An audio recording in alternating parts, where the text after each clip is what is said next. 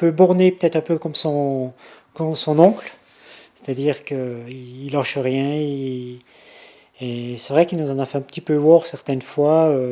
Un enfant, je pense, têtu, qui lâche pas, enfin qui veut vraiment, quand il veut quelque chose, il va quoi. Il m'a déjà fait des gros caprices.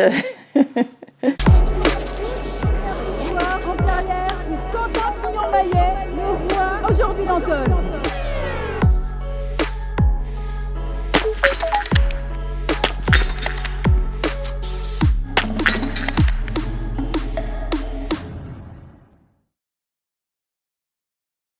C'est l'aîné de 4 enfants et donc il voulait absolument pouvoir avoir sa place, obtenir ce qu'il voulait, et c'est pas facile d'être l'aîné. Donc quand il avait décidé de faire quelque chose, il faisait tout pour que ça aille dans son sens. Voilà, si on pose la question à sa petite sœur, elle va dire oh ben là il lâchera pas Quentin. Il est né avec ce caractère-là, et je pense que dans le ski, tous ceux qui arrivent à réussir en ski ou dans le sport en général, ils ont des carafons, on va dire, bien trempés. Et celui qui laisse un peu trop aller les choses, c'est pas gagné dans le sport en général. Donc là on faisait des journées complètes de ski, hein. On s'arrêtait pour goûter. À la dure, hein. Étant petit, on l'a mis au rugby. Et le rugby, quand il avait le ballon en main, il ne savait pas qu'en faire. Il n'arrivait pas à être en groupe, à prendre sa place et tout ça. Donc il a fini l'année, mais après il a lâché parce que ça... Non, on a vu que ça ne lui plaisait pas. Il a fait un petit peu de natation. On a fait de la descente, tous du ski de descente. Donc ça, c'était la priorité pour leur apprendre. Pour apprendre la vitesse, l'équilibre, et puis pas avoir peur de ça. Son parcours sportif, c'était club, anciennement c'était ski club de Saint-Laurent-Grand-Haut. Donc on faisait il faisait beaucoup de ski alpin, on a fait beaucoup de ski alpin. Un jour, on s'est mis un peu au ski de fond, progressivement, quoi. Et les résultats allaient plus ou moins bien, mais il se faisait plaisir, il gagnait une course ou deux, des petites courses par-ci par-là. C'est sorties ski club. Ça, tu aimais bien, les sorties ski club. On prenait le pique-nique, on partait à la journée. Ouais. Il a toujours une progression linéaire, c'est-à-dire qu'il n'a jamais été dans les catégories autour des 15 ans, il n'a jamais été le meilleur au niveau Jura ou Franche-Comté, quoi. Il n'a jamais été le meilleur, loin de là même. Et sur certaines courses, il se prenait des bonnes tôles, on va dire, hein. Il y a un moment donné, il a fallu faire un point sur ses études. Et il y a un moment donné, il faut faire un choix. S'il voulait poursuivre dans le sport, il pouvait aller en sport-études à Pontarlier. On a été voir pour faire...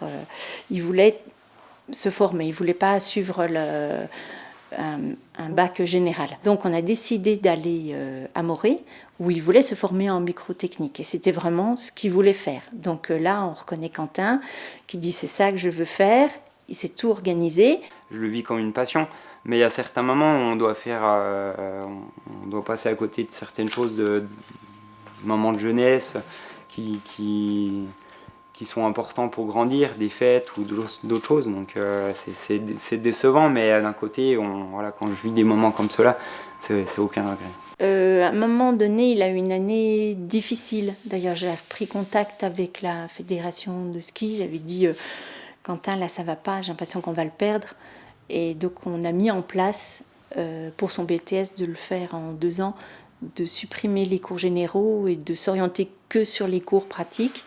Et puis comme ça lui permettait de souffler un peu. Et donc il était un peu perdu au niveau scolaire, au niveau ski aussi. Il avait une multitude de skis et il ne savait plus où il fallait prendre les bons skis, qui étaient les mauvais skis. Donc il avait beaucoup trop de matériel, il était complètement paumé de ce côté-là. J'ai dit il faut vraiment être là, l'aider, l'appuyer, parce qu'il a envie, il lâche pas, il se donne beaucoup, donc ça vaut le coup de l'aider, quoi. Sans mes parents, c'est quelque chose qui se serait peut-être jamais fait, parce que ceux qui nous ont emmenés, ils ont passé un temps fou. Déjà, être 4 enfants, c'était déjà sportif, En plus de ça, prendre le temps de nous emmener à droite à gauche, nous acheter du matériel, c'était une éducation idéale. Et c'est clair qu'on n'avait jamais eu de PlayStation ou jamais de Game Boy, on a déjà pleuré pour en avoir une. À la place de ça, on avait paire de skis, puis je lui dis merci beaucoup parce que ça a été beaucoup plus utile. Il va tout faire pour que ça marche, et c'est vrai qu'il s'est fait remarquer sur un Summer Tour où donc il n'était pas connu, et il avait l'occasion de courir aux côtés de Martin dans une catégorie en dessous, et donc il n'a rien lâché. Il s'est pas dit parce que c'est Martin, je me mets en derrière, quoi. Il a montré son bout de son nez, et puis je me rappelle qu'il y a 2-3 entraîneurs, ils disaient mais il sort d'où celui-là, on ne le connaît pas.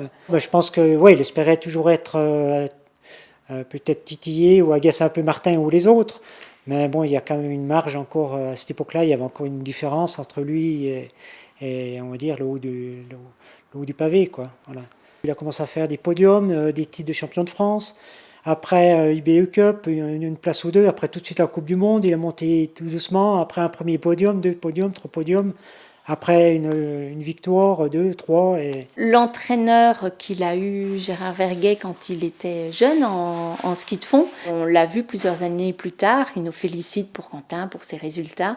Et il dit, j'aurais pas parié sur cet élément-là. Je ne pensais pas que Quentin était capable d'aller si loin. Il est effectivement en équipe A et du coup, et il poursuit. Et puis, il ne se contente pas de gagner de temps en temps. Et finalement, maintenant, il veut être dans les meilleurs ou le meilleur. Oui. Non, c'est vraiment formidable. C'est très beau. Il a toujours été en progression continue. Et je pense que c'est ce qu'il espère encore pour l'année prochaine. La 3e place, je pense que ça ne lui suffit pas au niveau mondial. C'est la 2e, mais je pense que la première, il serait tout à fait d'accord.